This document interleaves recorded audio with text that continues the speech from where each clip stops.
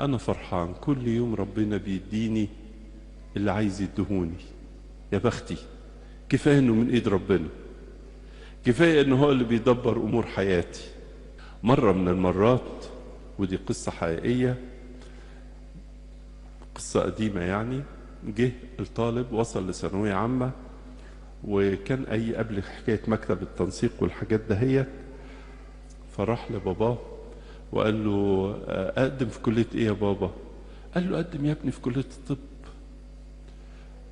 وعطاله مبلغ بسيط خالص كان بيقدمه بيه يعني، وراح يقدم الورق بتاعه في الكلية. هو ماشي في الشارع قابل زميله،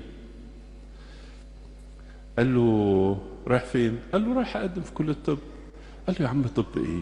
طب طويل بياخد سنين كتيرة وبيقعد الواحد يذاكر على طول، ما تيجي تقدم وهي في آداب.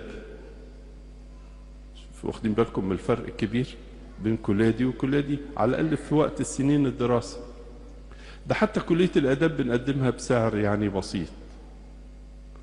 فالواد قال له خلاص يلا بينا، راح قدم في كلية آداب ورجع لباباه قال له أنا قابلت صاحبي وقال لي تعالى نقدم في آداب، فقدمت. قال له بالبركة يا ابني، ببساطة شديدة كده. لفت الأيام، وهذا الرجل الذي قدم في كلية الآداب صار أستاذا جامعيا، اسمه يونان لبيب رزق. صار أستاذا جامعيا مرموقا.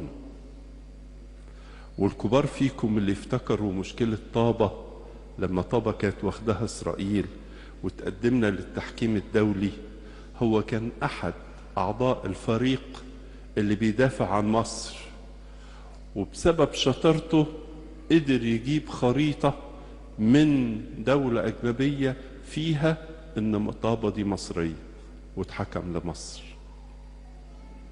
هو ربنا ترتيبه في حياتنا كده.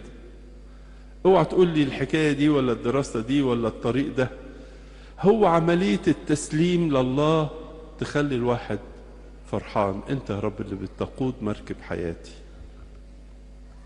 عشان كده لما اقول له الرب يرعاني، انا عارف يا رب انك بتدبر حياتي بافضل ما يكون، بافضل ما يكون، بتعطيني حياتي بافضل ما يكون، ولا اقارن نفسي باخر خالص.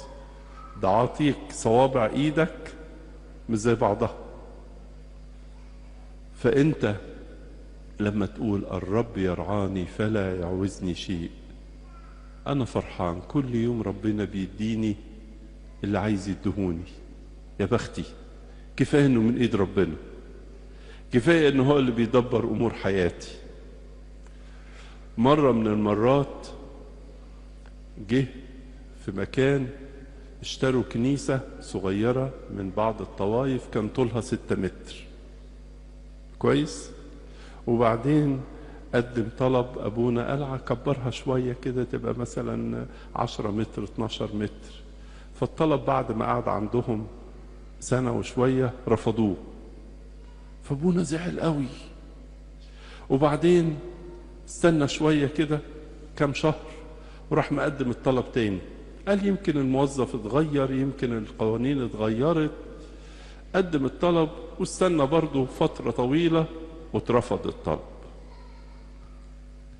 كويس.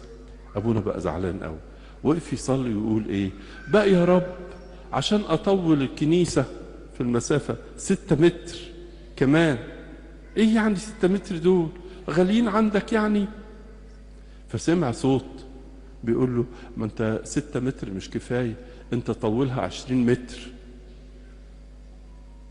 فقعد يقول لنفسه بقى 6 متر ما وافقوش عليه، 20 متر هيوافقوا؟ راح عامل 20 متر زي ما سمع.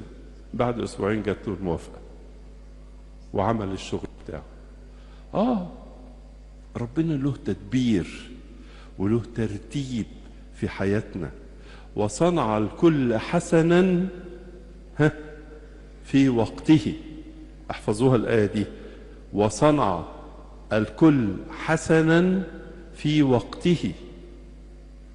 هو شايف الوقت ده المناسب يعمل فيه الحكاية ده. هي ما هو اللي خلقني وهو اللي بيرعاني وهو اللي كبرني، وهو اللي علمني، وهو اللي أعطاني أسرة حلوة، وهو اللي أعطاني مدرسة حلوة، هو اللي أعطاني مدينة حلوة، هو اللي أعطاني كنيسة حلوة، هو اللي هيأ كل شيء في حياتي. الرب يرعاني فلا يعوزني شيء.